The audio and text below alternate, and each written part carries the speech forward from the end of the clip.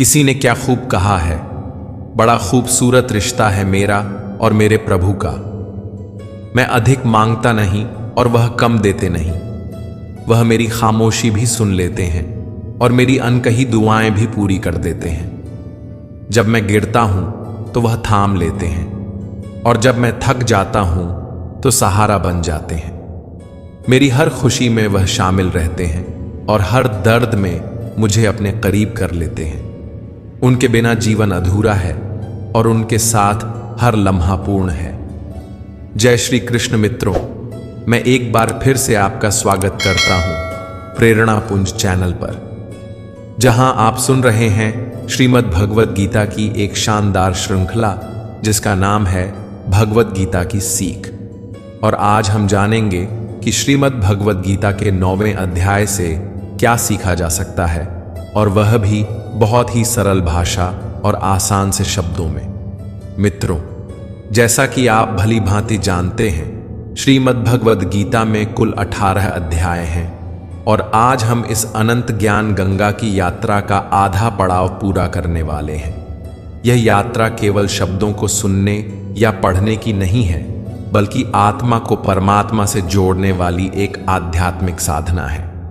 हमारा संकल्प हमेशा यही रहा है कि हम इस दिव्य ज्ञान को सबसे सरल, सहज और हृदयस्पर्शी तरीके से आपके सामने प्रस्तुत कर सकें, ताकि कोई भी साधक इसे बिना कठिनाई के अपने जीवन में उतार सके। फिर भी अनुभव यह दर्शाता है कि कई लोग महसूस करते हैं कि वे गीता के गहरे और सूक्ष्म संदेश को पूरी तरह नहीं समझ पा रहे। कभी उन्हें लगता है कि इसमें कई बातें बहुत दार्शनिक हैं, कभी लगता है कि इनका अर्थ जीवन में कैसे उतारें यह स्पष्ट नहीं है। ऐसे में कई साधक बीच यात्रा में ही रुक जाते हैं और यह अद्भुत ज्ञान उनके जीवन में अधूरा रह जाता है।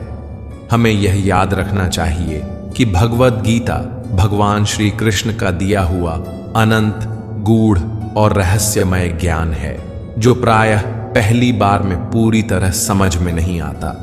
इसके प्रत्येक श्लोक में अनगिनत अर्थ और स्तर छिपे हैं, जिन्हें आत्मसात करने के लिए धैर्य और निरंतर अभ्यास आवश्यक है। जैसे कोई बीज समय लेकर अंकुरित होता है, वैसे ही गीता का ज्ञान भी धीरे धीरे हृदय और बुद्धि में प्रकाश फैलाता है। जब हम इस ज्ञान को बार बार सुनते, पढ़ते और गहराई से मनन करते हैं तो हमारी बुद्धि के द्वार खुलने लगते हैं। मन की अशांत तरंगें शांत होती हैं और विवेक जागृत होता है। धीरे धीरे हमारी दृष्टि बदलने लगती है और हम संसार को उसी दिव्य दृष्टि से देखने लगते हैं जैसा भगवान चाहते हैं। यही वह क्षण होता है जब हमें भगवान की वास्तविक कृपा का अनुभव होता है और जीवन एक नई दिशा में अग्रसर हो जाता है। मित्रों, श्रीमद् भगवद गीता के 8वें अध्याय में हमने जाना था कि भगवान कौन हैं और उन्हें कैसे प्राप्त किया जा सकता है। हमने यह भी समझा कि देवता कौन होते हैं, अध्यात्म का असली अर्थ क्या है, यह संसार किस प्रकार चलता है और क्यों हमें आज से ही कठिन परिश्रम के मार्ग पर चलना चाहिए। अब श्रीमद् भगवद गीता के 9वें अध्याय में हम जानेंगे कि भगवान की परम महिमा क्या है, अलग अलग देवताओं की पूजा करने से क्या फल मिलता है, क्या एक पापी भी भगवान की भक्ति कर सकता है, और मनुष्य जीवन का वास्तविक व सर्वोच्च लक्ष्य क्या है। तो आइए मित्रों, मैं आपको लेकर चलता हूं श्रीमद् भगवद गीता के 9वें अध्याय की अद्भुत और दिव्य शिक्षाओं की इस अलौकिक यात्रा पर। श्रीमद् भगवद गीता अध्याय 9, राज विद्या योग। मित्रों, 7वें और 8वें अध्याय में भगवान श्री कृष्ण ने भक्ति को योग की प्राप्ति का सबसे सरल मार्ग और योग की श्रेष्ठ पद्धति बताया था। अब 9वें अध्याय में वे अपनी परम महिमा का ऐसा वर्णन करते हैं जिससे श्रोता के हृदय में विस्मय, श्रद्धा और गहरी भक्ति जागृत होती है। भगवान यह समझाते हैं कि यद्यपि वे अर्जुन के सामने साकार रूप में खड़े हैं, फिर भी उन्हें केवल एक साधारण मनुष्य के रूप में नहीं देखना चाहिए। वे स्पष्ट करते हैं कि वे ही समस्त प्राकृतिक शक्तियों के स्वामी हैं। सृष्टि की शुरुआत में वे अनगिनत जीवों के विविध रूपों की रचना करते हैं और प्रलय के समय उन्हें अपने में समेट लेते हैं। इसके बाद सृष्टि के अगले चक्र में वे पुनः उन्हें प्रकट करते हैं। जैसे वायु हर स्थान पर प्रवाहित होते हुए भी आकाश में स्थित रहती है, वैसे ही सभी जीव भगवान में निवास करते हैं। फिर भी अपनी योग माया शक्ति के कारण वे तटस्थ पर्यवेक्षक बने रहते हैं और इन सारी गतिविधियों से विलग व निरपेक्ष रहते हैं। भगवान यह भी स्पष्ट करते हैं कि वे ही आराधना के एकमात्र योग्य लक्ष्य हैं। साथ ही वे विभिन्न देवताओं की पूजा से जुड़े भ्रम का निवारण करते हुए बताते हैं कि सभी देवताओं की पूजा अंततः उन्हीं तक पहुंचती है, किंतु सीधी और शुद्ध भक्ति केवल उन्हें ही करनी चाहिए। वे सभी प्राणियों के सर्वोच्च लक्ष्य, सहायक, शरणदाता और सच्चे मित्र हैं। श्री कृष्ण बड़े दृढ़ और करुणामय स्वर में कहते हैं कि वे न तो किसी का पक्ष लेते हैं न किसी की उपेक्षा करते हैं। वे सभी प्राणियों के प्रति समान भाव रखते हैं, चाहे वह कोई महान साधक हो या अधम पापी। उनकी करुणा इतनी असीम है कि यदि कोई अत्यंत पापी भी सच्चे मन से उनकी शरण में आ जाए तो वे आनंद पूर्वक उसे अपना लेते हैं, उसके हृदय को पवित्र कर देते हैं और उसे शीघ्र ही सद्गुणी बना देते हैं। वे यह दिव्य आश्वासन देते हैं कि उनके सच्चे भक्त का कभी पतन नहीं होगा। भगवान कहते हैं कि वे अपने भक्तों के हृदय में स्वयं विराजते हैं, उनके हर अभाव को पूरा करते हैं और जो पहले से उनके पास है उसकी रक्षा भी करते हैं। यही कारण है कि हमें हर पल, हर सांस में उनका स्मरण और आराधना करनी चाहिए। अपने मन और शरीर को पूर्ण रूप से उनके चरणों में समर्पित कर देना चाहिए और उन्हें ही अपना जीवन का अंतिम और सर्वोच्च लक्ष्य मानना चाहिए। 9वें अध्याय के प्रथम श्लोक में भगवान श्री कृष्ण बड़े स्नेह से अर्जुन से कहते हैं, इदम तु ते गुह्यतमं प्रवक्ष्याम्यनसूयवे ज्ञानम विज्ञान सहितम यज्ञात्वा मोक्षसे शुभात्। अर्थात, हे अर्जुन, क्योंकि तुम मुझसे ईर्ष्या नहीं करते, इसलिए मैं तुम्हें परम गुह्य और विज्ञान सहित वह ज्ञान बताऊंगा जिसे जानकर तुम भौतिक संसार के सभी दुखों से मुक्त हो जाओगे। यह केवल ज्ञान नहीं बल्कि राज विद्या है, विद्या की राजा। यहां विद्या का अर्थ साधारण शिक्षा से नहीं है, बल्कि वह दिव्य विद्या है जो आत्मा को परम धाम तक पहुंचा देती है, जो जन्म मरण के बंधन से मुक्त कर देती है। भगवान समझाते हैं कि जब साधक इस मार्ग पर चलता है तो बीच में रिद्धियां, सिद्धियां, अलौकिक शक्तियां मिल सकती हैं, परंतु वे केवल मार्ग की चकाचौंध हैं, मंजिल नहीं। यदि हम उनमें उलझ गए तो यह अविद्या की जीत होगी, लेकिन यदि हम निश्चल मन से आगे बढ़ते रहे तो निश्चित ही अंतिम लक्ष्य परम धाम मोक्ष को प्राप्त करेंगे। भगवान श्री कृष्ण अर्जुन से कहते हैं, हे अर्जुन, यह संपूर्ण जगत मेरे अव्यक्त अदृश्य स्वरूप में व्याप्त है। मैं हर जगह हूं, हर कण में हूं, हर श्वास में हूं, परंतु मैं किसी एक स्थान में सीमित नहीं हूं। सारे प्राणी मुझ में स्थित हैं, पर मैं उनसे बंधा हुआ नहीं हूं। जो मनुष्य मुझ में श्रद्धा नहीं रखते वे इस संसार के अनंत चक्र में बार बार जन्म लेते हैं, बार बार दुख भोगते हैं और मृत्यु को प्राप्त होते हैं। हे कुंती पुत्र, एक कल्प के अंत में जब सृष्टि का चक्र पूरा हो जाता है, सभी प्राणी मेरी आदि प्राकृत शक्ति में विलीन हो जाते हैं। फिर अगली सृष्टि के आरंभ में मैं ही उन्हें पुनः प्रकट करता हूं। मैं प्राकृत शक्ति का अध्यक्ष हूं। मेरी उपस्थिति में, मेरी इच्छा से यह प्रकृति असंख्य जीवों को उनकी अपनी अपनी प्रकृति और कर्मों के अनुसार पुनः जन्म देती है। कल्प का विलय काल वह क्षण है जब सब कुछ मेरे स्वरूप में लीन हो जाता है, जब आत्मा अपनी यात्रा पूरी कर मेरे प्रेम और प्रकाश में विलीन हो जाती है। और कल्प का आरंभ वह है जब साधक का हृदय मेरी ओर मुड़ता है, जब उसका प्रेम मेरे चरणों में उमड़ने लगता है, जब उसके भीतर परिवर्तन की पहली लहर दौड़ पड़ती है। यही वह शुरुआत है जहां से जीवन की वास्तविक यात्रा आरंभ होती है। और जब वह भाव पूर्णता को प्राप्त कर लेता है, तब कल्प का अंत आता है। उस समय कर्म का उपचार भी समाप्त हो जाता है और आत्मा शांति पाती है। भगवान कहते हैं, हे अर्जुन, मैं ही वह रचयिता हूं जो समस्त भूतों को कल्प की ओर प्रेरित करता हूं, और दूसरी रचयिता यह प्रकृति है जो मेरी अध्यक्षता में, मेरी उपस्थिति में इन भूतों का सृजन करती है। मैं साक्षी भी हूं और संचालक भी, परंतु इस खेल में मेरा उद्देश्य केवल प्रेम और मुक्ति है। भगवान श्री कृष्ण अर्जुन से कहते हैं, हे कुंती पुत्र, यह प्राकृत शक्ति मेरी आज्ञा से ही इस संसार के चर और अचर प्राणियों को उत्पन्न करती है।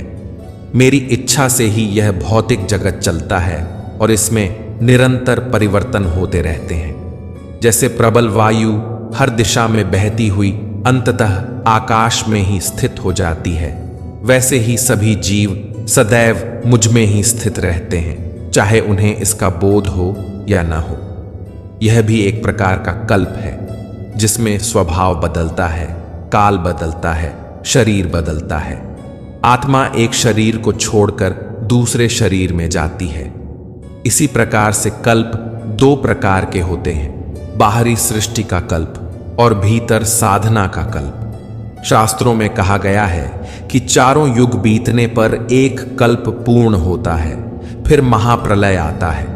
परंतु इसका गहरा अर्थ यह है कि जब तक आत्मा स्वयं को परमात्मा से अलग मानती है, तब तक यह युग धर्म और पुनर्जन्म का चक्र चलता रहता है।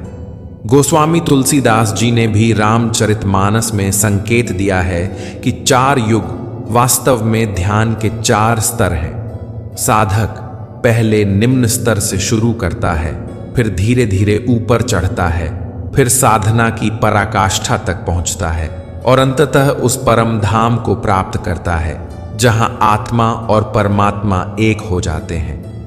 यही वह क्षण है जब आत्मा का पूर्ण विलय परमात्मा में हो जाता है। हे अर्जुन, मैं ही मनुष्यों को उनके कर्मों के अनुसार फल देता हूं, उन्हें पुनर्जन्म प्रदान करता हूं, लेकिन इस कर्म में मेरा न कोई मोह है न अहंकार। मैं यह सब करते हुए भी कर्म के बंधन में नहीं बंधता, क्योंकि मैं सदा तटस्थ और निर्लिप्त रहता हूं। दुर्भाग्य से जो मेरी माया के जाल में फंस जाते हैं, जो मुझे मेरे वास्तविक स्वरूप में नहीं पहचानते, वे मूर्ख और भ्रमित लोग व्यर्थ की आशाएं और व्यर्थ के कर्म करते रहते हैं और सदा इसी संसार में बंधे रह जाते हैं। बहुत से लोग मेरे स्वरूप को, मेरी शक्ति को, मेरी वास्तविकता को समझ ही नहीं पाते। मित्रों, कहते हैं ना, जाकी रही भावना जैसी, प्रभु मूर्ति देखी तिन तैसी।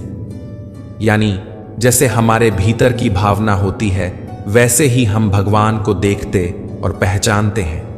यही बात भगवान श्री कृष्ण के युग में भी देखने को मिली।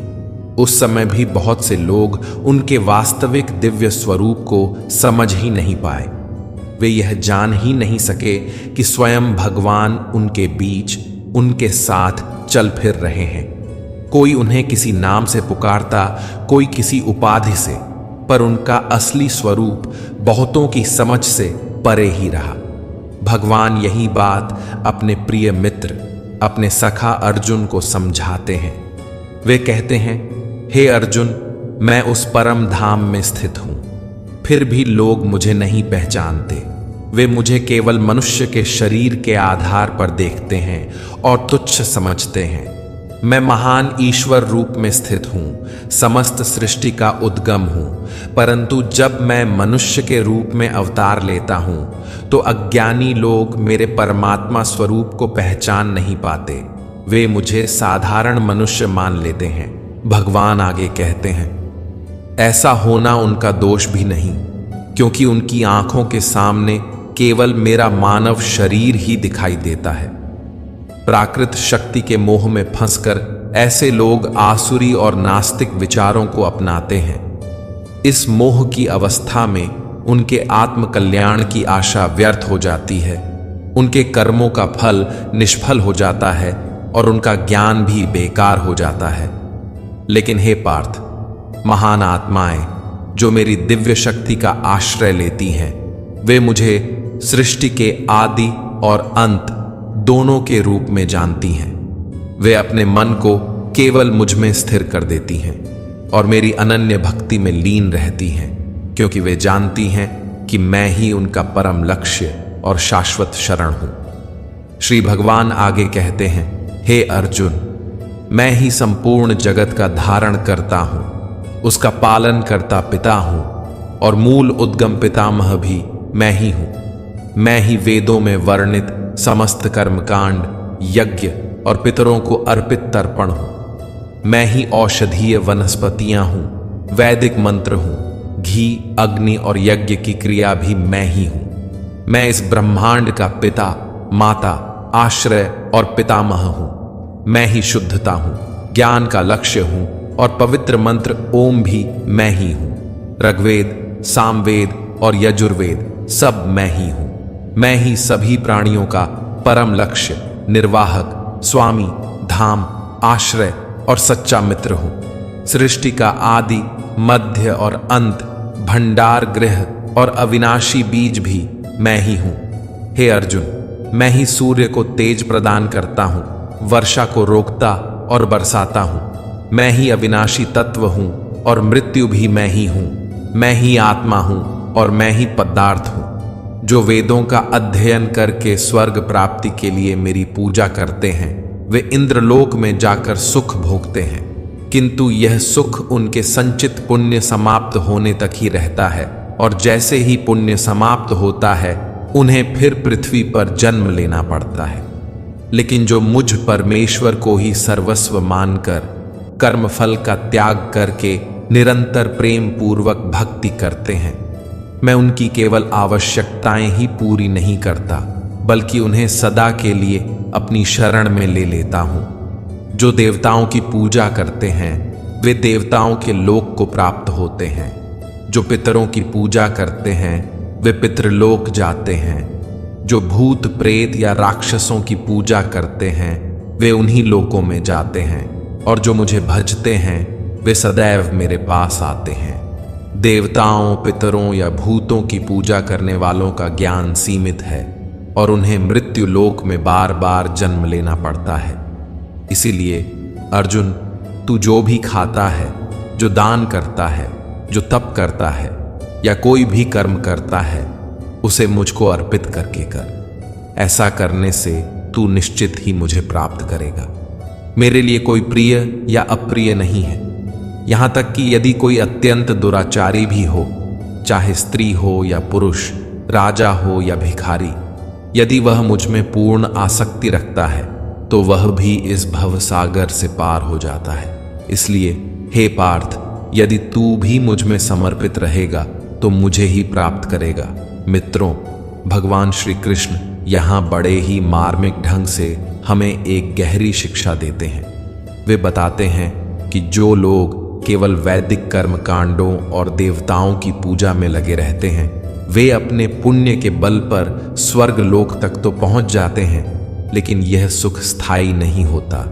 जैसे ही उनके पुण्य कर्म समाप्त हो जाते हैं, उन्हें वापस इसी पृथ्वी लोक पर लौटना पड़ता है और फिर से जन्म मरण के चक्र में बंधना पड़ता है।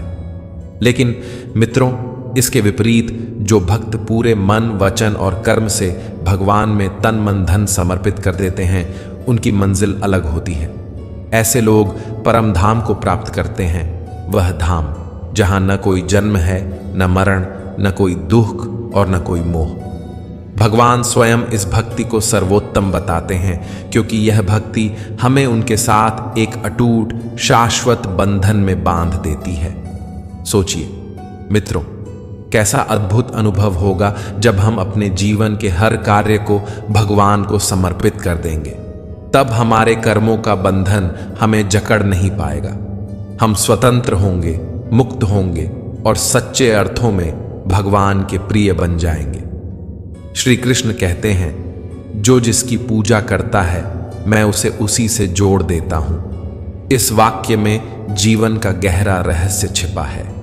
जैसे हम जिस संगत में रहते हैं वैसा ही बन जाते हैं, वैसे ही हमारी भक्ति और भावना हमें उसी परिणाम की ओर ले जाती है। अगर हम नकारात्मक सोच वाले लोगों के साथ समय बिताएंगे तो धीरे धीरे हमारे विचारों में भी वही कड़वाहट, वही निराशा आ जाएगी। लेकिन अगर हम सकारात्मक, प्रेरणादायक और उद्देश्यपूर्ण लोगों की संगति करेंगे तो हमारे भीतर भी वैसी ही ऊर्जा, वैसा ही आत्मविश्वास आ जाएगा। इसलिए मित्रों, अपने जीवन में ऐसे लोगों को स्थान दें जो हमें ऊंचाइयों की ओर ले जाएं, जो हमें प्रेरित करें, जो हमें हमारे असली लक्ष्य की याद दिलाएं। क्योंकि जैसा भगवान ने कहा है, जैसी भावना वैसा नतीजा। सही मार्ग पर चलने वाला भले ही आज छोटी सी शुरुआत करे, लेकिन समय के साथ वह अपनी मंजिल तक जरूर पहुंचता है। और वह मंजिल है भगवान के चरणों में स्थान पाना, जो जीवन का सबसे बड़ा और सबसे मधुर पुरस्कार है। मित्रों, आशा है कि श्रीमद् भगवद गीता के 9वें अध्याय की यह सरल व्याख्या आपको उपयोगी लगी होगी और आपके मन को स्पर्श किया होगा। आपने इस अध्याय से क्या सीखा? कौन सा विचार या श्लोक आपको सबसे अधिक प्रेरक लगा? कमेंट में अवश्य लिखें। आपके अनुभव दूसरे साधकों के लिए भी मार्गदर्शक बनेंगे। यदि इस प्रस्तुति में मुझसे कोई त्रुटि रह गई हो तो मैं हृदय से क्षमा प्रार्थी हूं। कृपया अपने सुझाव साझा करें। हम अगली बार और भी बेहतर ढंग से सेवा करने का प्रयास करेंगे। यदि यह वीडियो आपको सहायक लगा हो तो इसे अधिक से अधिक लोगों तक पहुंचाने के लिए साझा करें। बहुत जल्द हम श्रीमद् भगवद गीता के 10वें अध्याय विभूति योग की उतनी ही सरल और सुगम व्याख्या लेकर उपस्थित होंगे। तब तक अपना ख्याल रखें, स्वस्थ रहें, प्रसन्न रहें। जय श्री राधे कृष्ण। राधे राधे।